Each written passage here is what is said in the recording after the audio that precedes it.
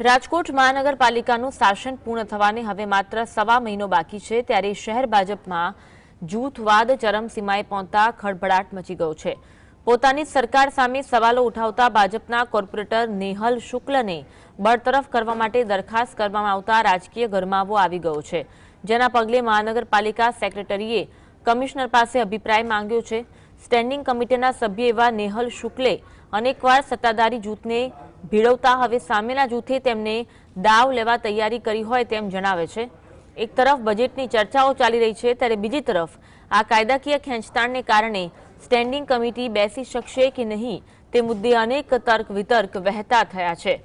રાજકોટ શહેર ભાજપમાં જૂથવાદ હાલ સામે આવ્યો છે, તેના કારણે રાજકારણ ગરમાયું। મહાનગરપાલિકા શાસન પૂર્ણ થવાને હવે માત્ર સવા મહિનો બાકી છે, તે પહેલા જ આ જૂથવાદ જોવા મળી રહ્યું છે। ભાજપના કોર્પોરેટર નેહલ શુક્લને બરતરફ કરવા માટે દરખાસ્ત થતા ચકચાર મચી છે અને જૂથવાદ ચરમસીમાએ પહોંચ્યું હોવાનું જાણવા મળી રહ્યું છે।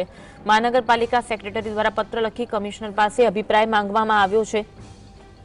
જોકે હાલ એક તરફ સ્ટેન્ડિંગ કમિટીમાં બજેટને લઈને પણ ચર્ચાઓ જોવા મળી રહી છે। આજે રીતે આ સમગ્ર ઘટનાને પગલે મહાનગરપાલિકા સેક્રેટરીએ કમિશનર પાસે અભિપ્રાય માંગ્યો। સ્ટેન્ડિંગ કમિટીના સભ્ય એવા નેહલ શુક્લએ અનેક વખત સત્તાધારી જૂથને ભીડવતા હવે સામેના જૂથે તેમને દાવ લેવાની તૈયારી કરી હોય તેમ તેઓ જણાવી રહ્યા છે। એક તરફ બજેટની ચર્ચાઓ છે અને બીજી તરફ આ કાયદાકીય ખેંચતાણને કારણે સ્ટેન્ડિંગ કમિટી બેસી શકશે કે નહીં તે મુદ્દે અનેક તર્ક વિતર્ક છે। આજ અંગે વધુ વાત કરીશું। સંવાદદાતા લકી અમારી સાથે લાઈવ જોડાયા છે। લકી, એક તરફ રાજકોટમાં મહાનગરપાલિકાનું શાસન પૂર્ણ થવાને માત્ર સવા મહિનો, તે પહેલા ભાજપમાં જૂથવાદ ચરમસીમાએ પહોંચ્યું છે, સમગ્ર બાબતે માહિતી આપશો। આપને જણાવી દઉં કે આ સમગ્ર મામલો છે તે રાજકોટ શહેર ભાજપમાં જૂથવાદ હવે ક્યાંક ને ક્યાંક સામે આવી ચૂક્યો છે, કારણ કે રાજકોટના જે સિનિયર કોર્પોરેટર તરીકે નેહલભાઈ શુક્લ છે અને તેને ક્યાંક ને ક્યાંક બરતરફ કરવાની વાત છે તે સામે આવી છે। રાજકોટ મહાનગરપાલિકાના સેક્રેટરી દ્વારા જે સ્ટેન્ડિંગ કમિટીના ચેરમેન છે જયમીન ઠાકર છે તેમને રજૂઆત છે તે કરવામાં આવી છે। તેમના દ્વારા કહેવામાં આવ્યું છે કે રજૂઆત કરવામાં આવી હતી કે જે સ્ટેન્ડિંગ કમિટીની બેઠકમાં 3 વખત છે તે નેહલભાઈ શુક્લ છે તે હાજર નતા રહ્યા, તેને લઈને રિપોર્ટ છે તે રજૂ કરવામાં આવ્યો છે, પરંતુ આ અંગે જ્યારે નેહલભાઈ શુક્લને પૂછવામાં આવતા ત્યારે તેમના દ્વારા કહેવામાં આવ્યું હતું કે જ્યારે બેઠક થઈ ત્યારે તું હાજર હતો, જ્યારે મેં રજા રાખી છે ત્યારે મેં રિપોર્ટ છે તે રજૂ કર્યો છે, તેના કારણે મને બરતરફ ન કરી શકાય।